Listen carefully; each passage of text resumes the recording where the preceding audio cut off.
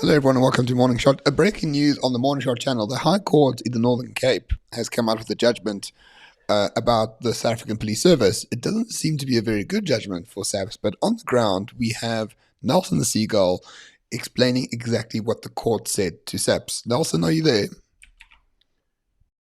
Boost. Thank you so much, Nelson. So basically, the court did call SAPS a bunch of puss because the court said that SAPS refused to actually do their constitutional duty to protect a mine. So this mine was beset by, torch trucks and miners striking and distraction, the usual things that happen in this Republic of South Africa. The mine owners and whoever else got interdicts, and the sheriff of the court and SAPS refused to effect anything to do with these court interdicts. So therefore, the court told SAPS, "You're a bunch of..." Sorry, Nelson. Boost. Very good.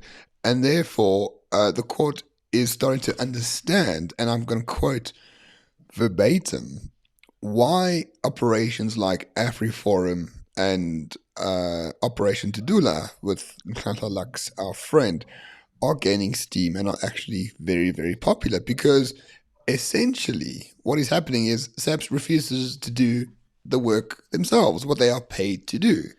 And therefore, you're going to have all these alternatives cropping up that will do the work instead for free, better, and will actually follow the letter of the law, unlike SAPS. And I think this judgment is very important. I'm being very serious here because even the judiciary, the courts, high courts, are starting to understand that the alternatives A exist and the alternatives B work a lot better than the official state in these matters. Yeah, so this is an interesting news article because for those of you who have never seen the High Court in action, if you ever dispute the idea that there are parts of the judiciary that have been completely captured by ANC ideology, go to the High Court, man. Like, these guys are like, ANC cadets, man. Like, yeah, I know we're not supposed to say that, but like, hey, like, it's not so good, huh? But it's very interesting that when even the ANC cadres are like, "Ish, hey, we can't have these guys," like, then it's a bit of a problem. I think I remember you covered an article about a mine that got overtaken by some undesirables. That the SAPs had kind of stood back and said, "Hey, these guys have guns," and didn't go in there because SAPs only had about 3 bullets per officer. And as a result, the mine all got absolutely how should we say, pillaged, looted, ANC'd, I don't know, usual title, and Decolonized.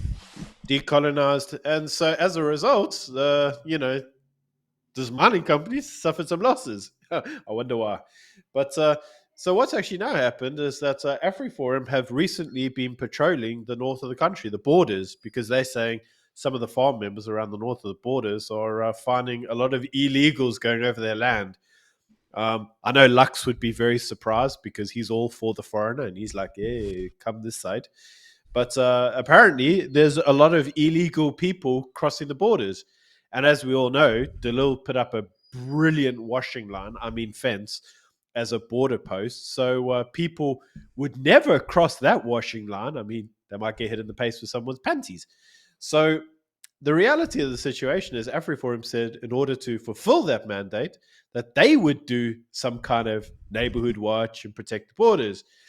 And the Sandy FF, the well-known comedy act, I mean army, South African army, they said that's not your job, that's our job. We Mm. protect the borders, and we all laughed about that one. That was such a good joke, but Afriforum said, well, as you can't provide those actual services, well, we'll do it.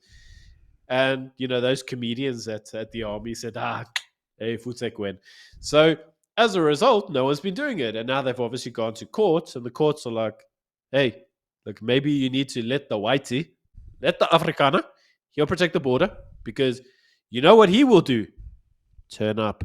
He'll actually go, he'll do it. He'll actually do it, and he'll do it for free. So it's amazing. So as a result, maybe you could just get comments again from our reporter Nelson Seagull on site. What did the court say, Nelson? Boost. there you have it. I think the nation agrees. The courts have got it right on this judgment.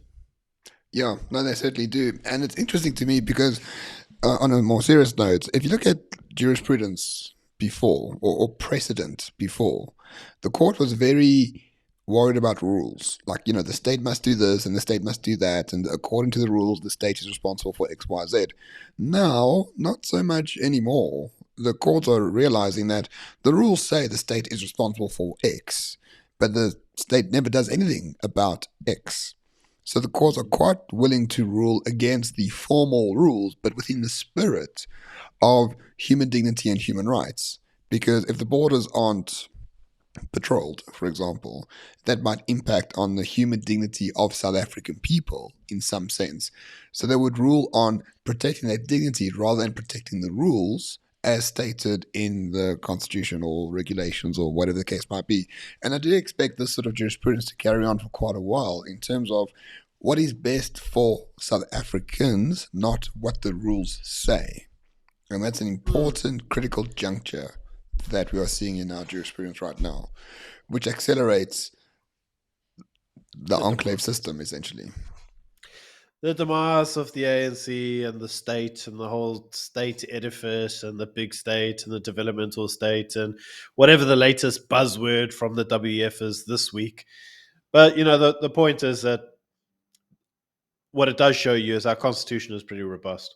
We actually have a very good constitution when it's applied correctly. But the problem is when it's not applied correctly, it can be used as a sledgehammer.